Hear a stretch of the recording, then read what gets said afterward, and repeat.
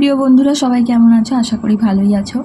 তো আজ তোমাদের সাথে যেটা নিয়ে আলোচনা করব সেটা হলো, তোমরা যারা একাদশ শ্রেণীর ছাত্রছাত্রী ক্লাস 11-এ পড়ছো, তোমাদের তো সিলেবাস চেঞ্জ হয়ে গেছে, সেমিস্টারে হয়েছে। তো তোমাদের যে রাষ্ট্রবিজ্ঞানের যে সিলেবাস পলিটিক্যাল সায়েন্সের ফার্স্ট সেমিস্টারে, তার প্রথম যে ইউনিট রয়েছে, ইউনিটটার নাম রয়েছে nature and scope of political science as a discipline, মানে একটি শৃঙ্খলা বা একটি বিষয় হিসাবে রাষ্ট্রবিজ্ঞানের প্রকৃতি আর পরিধি।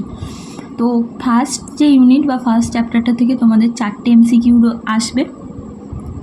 তো সেই অধ্যায়টা থেকে সব থেকে যে গুরুত্বপূর্ণ প্রশ্ন, এবং তোমরা যে কোনো স্কুলেরই ছাত্রছাত্রী হও না কেন, তো তোমরা এই প্রশ্নগুলোর মধ্যে থেকে 4টে কোশ্চেন অবশ্যই কমন পাবে। তো আজ তোমাদের সাথে 25টা কোশ্চেনের অ্যান্সার নিয়ে আলোচনা করব।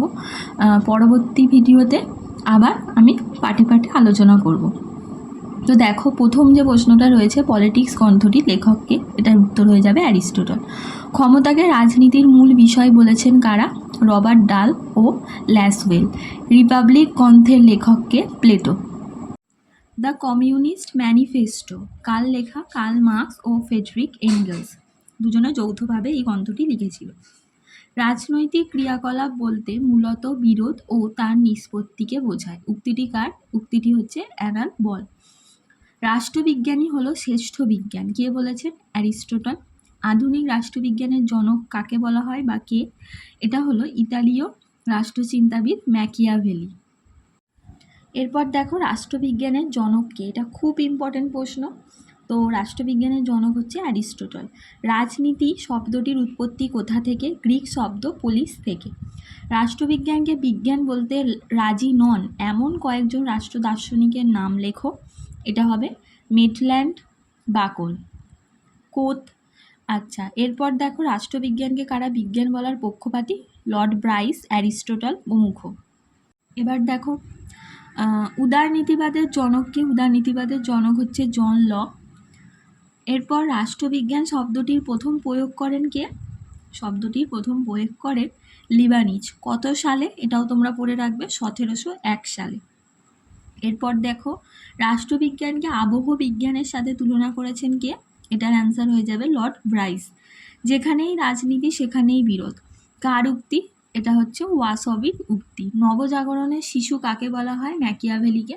দ্য প্রিন্স গ্রন্থটি কার লেখা? ম্যাকিয়াভেলি। দাস ক্যাপিটাল গ্রন্থের লেখককে? Karl Marx. প্যারিসে কবে আন্তর্জাতিক রাষ্ট্রবিজ্ঞান সম্মেলন অনুষ্ঠিত হয়? 1948 সালে। স্বাভাবিক অধিকার তত্ত্বের প্রবক্তাকে? লক। উদারনীতিবাদের দুজন মুখ্য প্রবক্তাকে? বেনথাম আর মিল। রাষ্ট্রবিজ্ঞান আলোচনার দুটি বিষয়বস্তু কি? রাষ্ট্র ও সরকার। রাষ্ট্রবিজ্ঞানকে কে প্রগতিশীল বিজ্ঞান বলেছেন? ওটা হচ্ছে ব্রাইস। এবার দেখো, রাষ্ট্রবিজ্ঞানের রাষ্ট্রকেন্দ্রিক সংজ্ঞা কে দিয়েছেন? এটা হচ্ছে গার্নার।